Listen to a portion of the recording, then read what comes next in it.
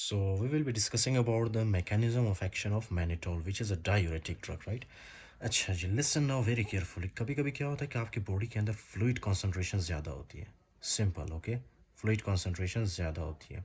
अब fluid concentration जब ज़्यादा होती है, ऑब्वियसली क्या होगा, फ्लूइड कॉन्सेंट्रेशन जब ज़्यादा होती है, सो आपके बॉडी के अंदर वाटर ज़्यादा हो जाता है। Okay, right. वाटर की वजह से फ्लूइड कॉन्सेंट्रेशन ज़्यादा होगी आपके ब्लड के अंदर, तो क्या होगा, इस फ्लूइड को या इस वाटर को हम बाहर निकालते हैं। क्यों बाहर निकालते हैं? क्योंकि ये अगर ज़्यादा हुआ ना हमारे बॉडी के अंदर ये fluid, so obviously this fluid will start depositing in our brain. सबसे पहले ये ब्रेन के अंदर या तो फिर हमारे आंखों में या हमारे आइस में डिपॉजिट होना स्टार्ट कर देता है, जिसकी वजह से क्या होगा, जब आपके आंखों के अंदर, आइस के अंदर जब फ्लूइड एक्यूमुलेशन हो, राइट, उसको हम लोग क्या कहते हैं, increase intra ocular pressure. Increase intra ocular pressure, right.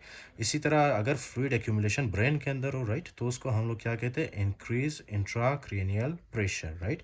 और अगर ये प्रेशर ज़्यादा देर के लिए यहाँ पे वो आंखों के मतलब आइस के अंदर या तो फिर ब्रेन के अंदर, they can damage our brain and our eyes, right. तो हमने क्या करना होता है, इसी फ्लूइड को हमने अपने बॉडी से बाहर निकालना है, ओके। और आपको पता है कि हम फ्लूइड को अपने बॉडी से कैसे निकालते हैं, वाटर को फिसिस के थ्रू तो नहीं निकालते, राइट। मोस्टली जब हम निकालते हैं उसको किडनीज के थ्रू निकालते हैं, राइट, इस तरह से किडनीज से। अब किडनीज के अंदर आपको पता है ना क्या होता है, इस तरह से नेफ्रॉन होते हैं, फाइन। तो चलो फिर इसको निकालते हैं, फ्लूइड को कैसे निकालते हैं बॉडी के अंदर से, क्योंकि हमारे पास है एक्सेसिव फ्लूइड, राइट। हम क्या करते हैं, सबसे पहले हम लोग एक ड्रग देते हैं जिसका नाम क्या है, mannitol, right. Mannitol. Mannitol mostly किस में देते हैं, जब इंट्राओक्यूलर प्रेशर ज़्यादा और इंट्राक्रेनियल प्रेशर ज़्यादा हो, तो इसमें हम लोग देते हैं मैनिटोल, राइट। अब मैनिटोल क्या करता है, मैनिटोल एक सोल्यूट के तौर पर काम करता है। Do you know what is solute? For example, ये मैंने मैनिटोल दिया है पेशेंट को, this is something obvious, okay. ये आपने मैनिटोल दिया, फिर ये मैनिटोल कहाँ से, ये माउथ से आता है स्टमक में, फिर स्टमक से ये कहाँ पे जाता है, स्टमक से ये एब्जॉर्ब होके आपके ब्लड वेसल्स में जाता है, राइट। इस तरह से स्टमक से एब्जॉर्ब होके ब्लड वेसल में आता है। So this is our mannitol, okay, this is our mannitol drug. Mannitol drug. अब मैनिटोल ड्रग क्या करता है, मैनिटोल ड्रग हमेशा आपको याद रहे, right, this works as a solute.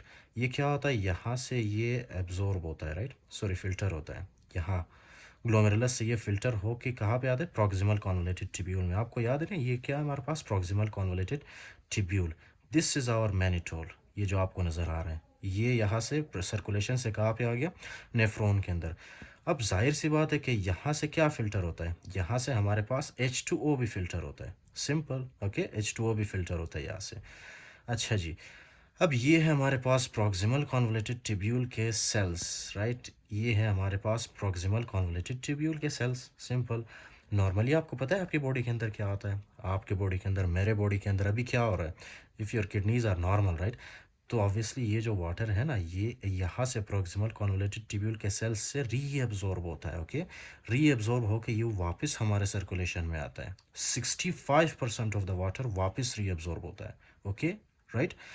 तो जब ये रीएब्जॉर्ब होगा तो वापस हमारे ब्लड के अंदर आएगा ये वाटर, और क्या करेगा, हमें ये वाटर नहीं चाहिए ना, क्यों, क्योंकि अगर हमारे बॉडी के अंदर या हमारे ब्लड के अंदर वाटर ज़्यादा हो, so these will start depositing in our brain, और इसकी वजह से मज़ीद इंट्राक्रेनियल प्रेशर बढ़ जाएगा। इसी तरह ये वाटर जो है आपके आइस में डिपॉजिट हो सकता है, जिसकी वजह से इंट्राऑक्यूलर प्रेशर मज़ीद बढ़ सकता है आंखों के अंदर, ओके। इंट्राऑक्यूलर प्रेशर क्यों बढ़ता है, फ्लूइड की वजह से। तो हमने इसी फ्लूइड को बाहर निकालना है। हम क्या करते हैं, हम मैनिटोल देते हैं, राइट। मैनिटोल जब आप देते हो ना, मैनिटोल पता है क्या करता है, मैनिटोल इस तरह से एक किस्म आप समझ लो कि ये वाटर के साथ इस तरह से चिपक जाता है, ओके, एज ए सोल्यूट के तौर पे। ये एक सोल्यूट होता है जो कि क्या करता है, वाटर को प्रॉक्सिमल कॉन्वोलेटेड ट्यूब्यूल में रीअब्जॉर्ब नहीं होने देता। Simple, okay. तो जब ये रीअब्जॉर्ब नहीं होगा यहाँ से, तो क्या होगा, ये जितना भी वाटर है आपके पास, ये water these will start, okay, appearing in your urine, okay. See, ये वाटर क्या हो रहा है, हमारे बॉडी से निकल रहा है in the form of the urine, okay. इसको क्या कहते हैं, इसको कहते हैं डायूरेसिस, ऑस्मोटिक डायूरेसिस। ये जो मैकेनिज्म हो रहा है इसको हम ऑस्मोटिक डायूरेसिस कहते हैं, fine, okay.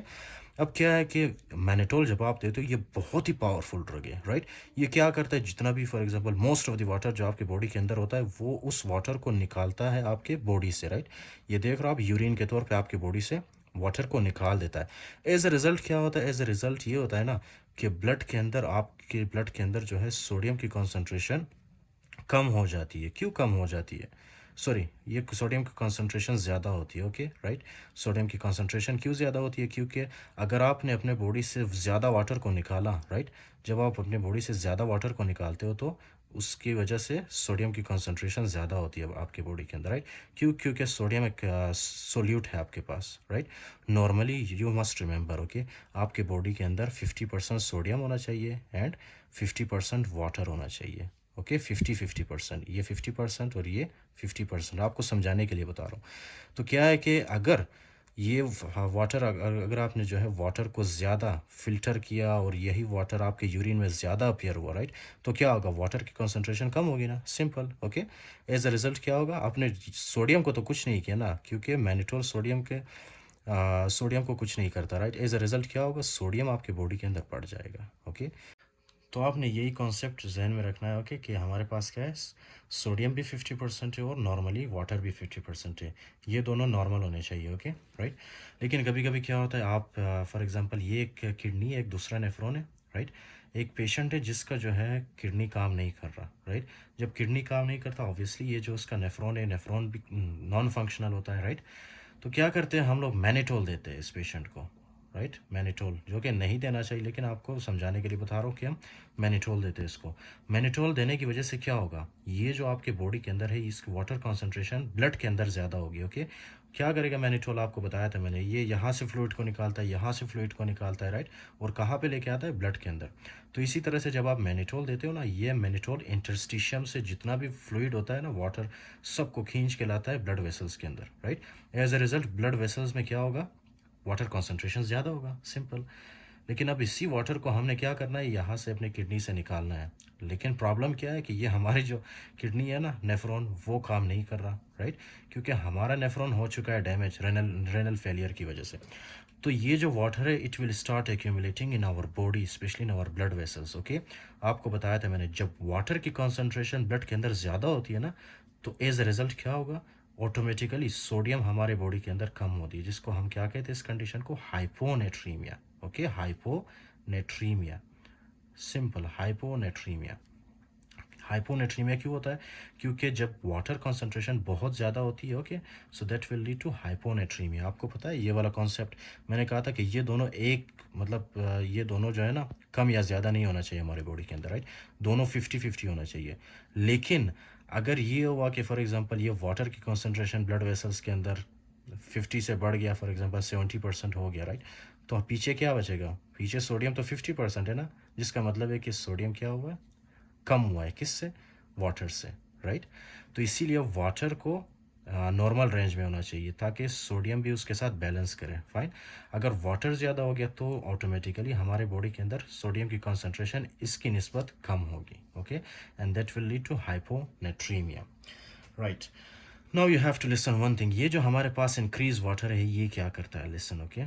For example this is your lungs, okay, lungs, ये मैं लंग्स ड्रॉ कर रहा हूँ, ये आपको नज़र आ रहा है, this is the lung, okay.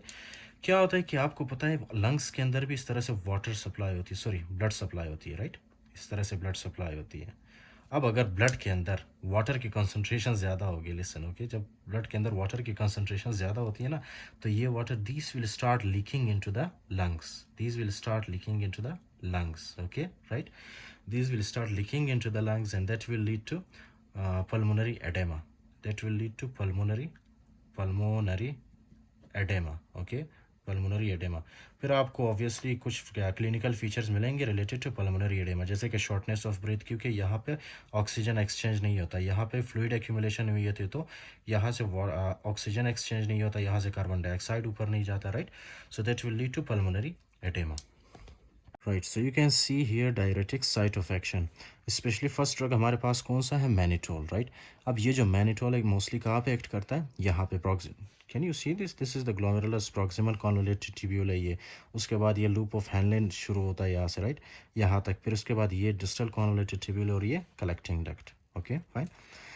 तो हम ये जो मैनिटोल देते हैं, मैनिटोल कहाँ पे काम करता है? ये प्रॉक्सिमल कॉन्वोलेटेड ट्यूब्यूल पे काम करता है। ये प्रॉक्सिमल कॉन्वोलेटेड ट्यूब्यूल है आपका, विच आई एक्सप्लेंड।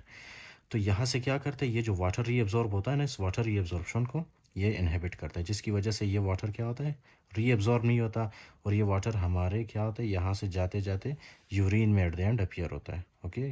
यूरिन के अंदर ये वाटर आता है, इसको हम क्या कहते हैं, ऑस्मोटिक डायूरेसिस, सिंपल। तो मैकेनिज्म क्या है इसका, ये क्या करवाता है, osmotic diuresis, increase sodium, increase serum osmolality, fluid shift from the interstitium to intravascular space, increase urine flow and reduce intracranial और intraocular pressure। This is very simple, okay. ये क्या करता है, जो हमारा इंटरस्टिशियम होता है और उसके अलावा ये जो आइस या ब्रेन के अंदर जो इंट्राओक्यूलर या इंट्राक्रैनियल प्रेशर ज़्यादा होता है, राइट, उस फ्लूइड को ये बाहर निकालता है, इस फ्लूइड को ये बाहर निकालता है, बाहर निकाल के कहाँ पे ले आएगा, यहाँ पे ब्लड के अंदर, राइट, फाइन। फिर उसी फ्लूइड के साथ ये क्या करेगा, इस तरह से चिपक जाएगा, बॉन्ड बनाएगा, राइट। और फ्लूइड और वाटर, मैनिटोल और वाटर दोनों क्या होते हैं बाद में, मैनिटोल और वाटर यहाँ पे फिल्टर होके आते हैं हमारे पास प्रोक्सिमल कॉन्वोल्यूटेड ट्यूब्यूल में। ये आपका मैनिटोल है और ये आपका वाटर है, सिंपल। फिर यही दोनों क्या होते हैं, हमारे बॉडी से इस तरह से निकल आते हैं, and that will lead to urine, okay. Urine formation, urine formation में क्या है हमारे पास, H2O। तो इस तरह से जो है फ्लूइड एक्यूमुलेशन कम होती है हमारे बॉडी में। उसके बाद है ड्रग ओवरडोज। अच्छा, क्लिनिकल यूज़ किस किस किस के लिए हम लोग यूज़ करते हैं, एक तो ड्रग ओवरडोज में यूज़ करते हैं, दूसरा एलिवेटेड इंट्राक्रेनियल और इंट्राक्यूलर प्रेशर। ये इंट्राक्रेनियल प्रेशर है और ये इंट्राक्यूलर प्रेशर है, जब ये इन दोनों में प्रेशर बढ़ जाए तो हम लोग क्या देते हैं, mannitol specially, right. Adverse effects क्या है, dehydration, obviously this is true यार, ये क्या कर रहा है, हमारे बॉडी से वाटर को ज़्यादा से ज़्यादा निकाल रहा है, तो एज अ रिज़ल्ट क्या होगा, अगर आप वाटर को ज़्यादा निकालोगे तो आपके बॉडी के अंदर डिहाइड्रेशन होगा, ओके। हाइपो और हाइपरनेट्रीमिया, हाइपरनेट्रीमिया मैंने आपको बताया था ना, यहाँ से जितना ज़्यादा वाटर हमारे बॉडी से लॉस होगा पीछे, उतना ही सोडियम की कंसंट्रेशन ज़्यादा होगी, राइट। ये रूल ऑफ 50-50 मैंने आपको बताया था। ये इसकी वजह से क्या होगा, हाइपरनेट्रीमिया, राइट। अब हाइपोनेट्रीमिया क्यों होता है, जब आपके किडनीज फंक्शन करना छोड़ दे, आप मैनिटोल देते हो तो क्या होगा, यहाँ पे मैनिटोल सारा जो है वाटर के साथ बॉन्ड बना के हमारे ब्लड वेसल्स में एक्यूमुलेट होना स्टार्ट करेगा, क्यों, क्योंकि किडनीज से ये फिल्टर नहीं हो रहा, राइट। तो एज अ रिजल्ट क्या होगा, वाटर की कॉन्सेंट्रेशन बढ़ जाएगी और वाटर के कंपेरेटिवली सोडियम की कॉन्सेंट्रेशन कम होगी, राइट। तो इस तरह से हाइपो और हाइपरनेट्रीमिया होता है इसमें। उसके अलावा है pulmonary oedema. Do you remember, मैंने आपको बताया था, ये जो वाटर है ना, अगर ये ज़्यादा से ज़्यादा हमारे ब्लड वेसल्स के अंदर कॉन्सेंट्रेट हो या एक्यूमुलेट होना स्टार्ट कर दे, तो ये जो वाटर है ये क्या करेगा, दिस विल स्टार्ट एक्यूमुलेटिंग और leaking into the lungs, okay, जिसकी वजह से क्या होगा, पल्मोनरी एडेमा, राइट। तो पल्मोनरी एडेमा कर सकता है, contraindicated in anuria. अच्छा, एन यूरिया सिंपल, अगर किडनीज काम करना छोड़ दे, यूरिन प्रोड्यूस नहीं करा, so in that condition we don't give, why, because mannitol के साथ क्या करेगा, मैनिटोल वाटर के साथ बॉन्ड बनाएगा और ब्लड वेसल्स के अंदर एक्यूमुलेट होता जाएगा, एक्यूमुलेट होता जाएगा, जिसकी वजह से पल्मोनरी एडेमा और बाकी हाइपोनेट्रीमिया होने के चांसेस बढ़ जाते हैं। उसके अलावा हार्ट फेलियर में भी नहीं देते ये, राइट।